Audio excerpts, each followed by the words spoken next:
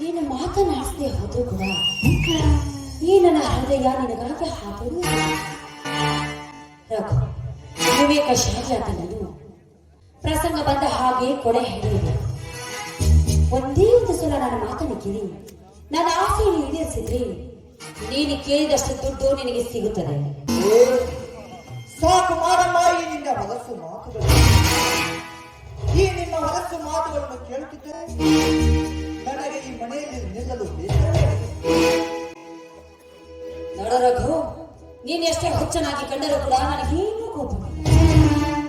ನನ್ನ ಮಾತನ್ನು ಕೇಳಿ ಒಂದೇ ಒಂದು ಸಲ ನನ್ನ ಪ್ರಿಯಕರನಾಗಿ ಬೇಕಾದೆಲ್ಲವನ್ನೂ ಅನುಭವಿಸಿ ಈ ನನ್ನಿಂದ ಸಿಗಲಾರದ ತೃಪ್ತಿಯನ್ನು ನಾನು ನಿನ್ನಿಂದ ಬಯಸೋದು ತಪ್ಪ.